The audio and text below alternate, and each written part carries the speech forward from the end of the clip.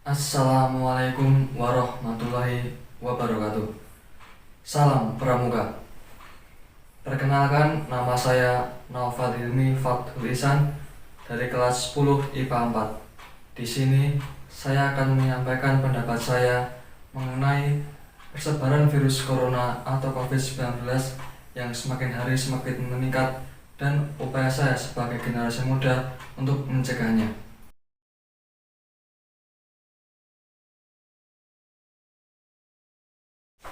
COVID-19 adalah jenis penyakit menular yang disebabkan oleh coronavirus. Ini merupakan jenis virus baru dan awal mula wabah ini terjadi di Wuhan, Tiongkok pada bulan Desember 2019.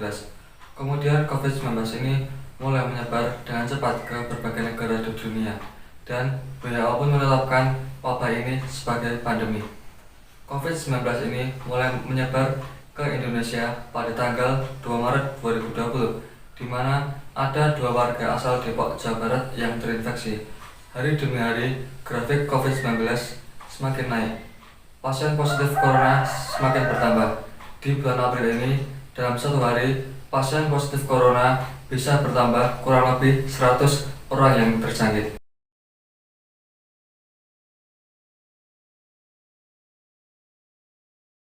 Persebaran COVID-19 di Indonesia sangat cepat. Hampir seluruh wilayah di Indonesia terdapat kasus COVID-19. Oleh karena itu, kita sebagai warga masyarakat harus saling bekerjasama membantu pemerintah untuk menyelesaikan pandemi ini. Kita harus melakukan upaya untuk memutus mata rantai penularan virus corona ini. Agar kita tidak terjangkit virus corona ini, kita harus menghindari penyebab-penyebab virus corona ini dapat menular. Virus corona ini dapat menular dari satu orang ke orang lain melalui percikan-percikan dari hidung atau mulut dari seseorang yang terjangkit COVID-19 melalui batuk atau pilek. Percikan-percikan ini kemudian jatuh ke benda-benda atau permukaan-permukaan di sekitar. Apabila ada orang-orang yang menyentuh benda-benda atau permukaan-permukaan itu dan orang itu memegang bagian mata, hidung, atau mulut, orang tersebut dapat terinfeksi virus corona. Maka dari itu, sebelum kita memegang mata, hidung, atau mulut, bersihkanlah tangan kita terlebih dahulu. Penularan COVID-19 juga bisa melalui jika seseorang menghirup percikan batuk atau napas dari orang yang terjangkit COVID-19. Oleh karena itu, pentingnya bagi kita untuk menjaga jarak lebih dari 1 meter dari orang yang sakit. Dan orang yang sakit lebih baik menggunakan masker atau tetap di rumah saja. Pemerintah juga sudah menerapkan aturan yaitu social distancing. Ini juga merupakan langkah yang tepat. Dengan pembatasan sosial atau untuk berinteraksi secara langsung, ini juga dapat meminimalisir penyebaran COVID-19 ini. Tetapi ada juga masyarakat yang tidak taat aturan. Ini juga merupakan salah satu bentuk ketidakadilan. Tetapi masih banyak juga masyarakat yang masih berkumpul di dalam satu tempat dan keluar rumah. Tetapi dalam hal ini, polisi, poluban, Satpol PP maupun TNI sudah bergerak dan mengimbau masyarakat supaya tetap di rumah. Dan demi untuk menekan penyebaran virus corona yang semakin bertambah, pemerintah juga mengimbau kepada masyarakat supaya tidak mudik ke kampung halaman. Menurut saya, himbauan untuk masyarakat supaya tidak mudik ke kampung halaman itu sudah tepat. Karena apa? Karena jika masyarakat yang mudik itu berasal dari zona merah COVID-19, seperti halnya di daerah DKI Jakarta, dikhawatirkan pemudik itu dapat membawa virus dan menyebarkannya ke dalam masyarakat. Dikarenakan juga banyak sekali orang yang terinfeksi virus COVID-19 ini, banyak yang OTG atau orang tanpa gejala. Walaupun pemerintah sudah mengimbau masyarakat supaya tidak mudik ke kampung halaman, akan tetapi realnya masyarakat masih banyak yang mudik ke kampung halaman. Oleh karena itu, orang yang mudik ke kampung halaman harus mendapatkan pemeriksaan kesehatan dan harus dikarantina mandiri di rumah selama 14 hari.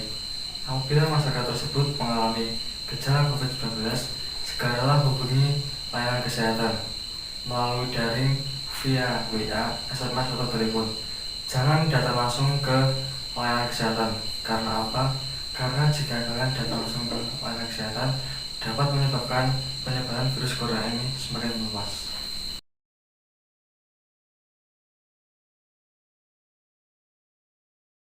Berikut ini cara saya sebagai generasi muda untuk mencegah penyebaran COVID-19 ini.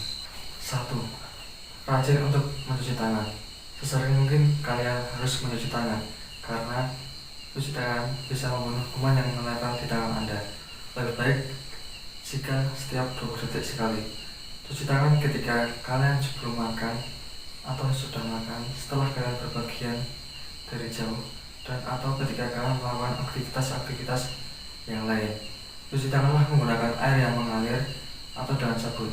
Jika kalian sedang berpergian keluar rumah dan tidak mendapatkan sumber air, gunakanlah hand sanitizer untuk membunuh kuman yang ada di tangan kita. Kedua, lakukan penyemprotan disinfektan. Lakukan penyemprotan disinfektan kepada benda-benda mati seperti benda yang sering tersentuh. Itu untuk membunuh virus-virus yang ada di benda-benda tersebut. Dan jangan sekali-kali melakukan penyemprotan kepada makhluk hidup seperti manusia, karena jika dilakukan penyemprotan disinfektan kepada manusia, itu dapat menyebabkan gangguan kesehatan kepada manusia karena bahan kimia yang terkandung di dalam cairan disinfektan. Ketiga, mengkonsumsi makanan yang bergizi. Tubuh yang kuat dan sehat akan bekerja lebih baik dalam menangkal serangan dari luar seperti virus.